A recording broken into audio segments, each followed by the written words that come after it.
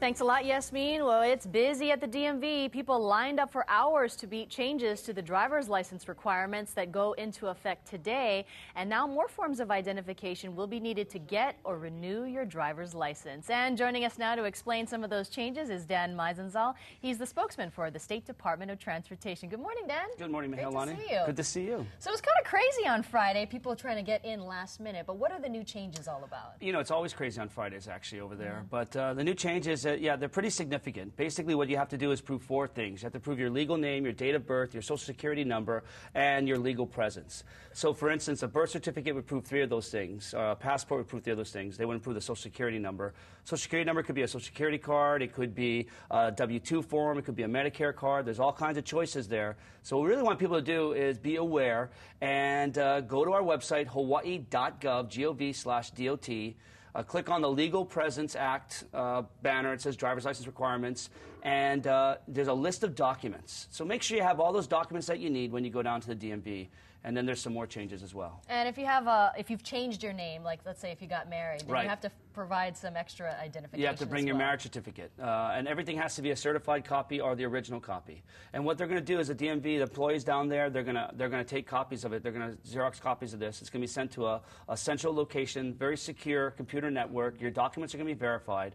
And the other big change is that you'll be issued a temporary driver's license for about 60 days. It's good for 60 days, but you should get your new license in the mail in 2 weeks. So you got to make sure that you put that proper license address down as well. And all of this is part of a federal program to provide more security and identification. That's right. The Real ID Act was passed in 2005 out of response for the 9/11 terrorist attacks. A lot of the terrorists, I think all of them, used fraudulently obtained driver's licenses. So it was a move by Congress to have a uniform standard across the country.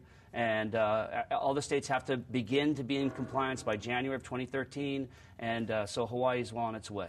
So what happened on Friday? We saw some craziness there at the DMV on Dillingham, and people were kind of shouting at each other. What was going on there? Well, you know, the DMVs are actually run by the county, so I really shouldn't speak for the city and county of Honolulu. I was down there that morning, though, earlier with another a television station, and there are people who line up there for their driver's test. And so there are a lot of people in line who wait overnight to get in line for these driver's tests. And there were, you know, other people had come. And I think there was some confusion when people showed up. They didn't realize that other people had been in line. I think it was something like that. But it's not uncommon there, just because, mostly because of the driver's test. But once again, I guess the city and county can give you the full explanation. Yeah. But things settled down pretty quickly. You know, be patient with the DMV employees. They're being asked to do a lot more now because of these new changes. So, you know, you got to plan ahead. You got to plan accordingly. You got to make sure you have the right documents. You got to make sure that you don't wait till the last day.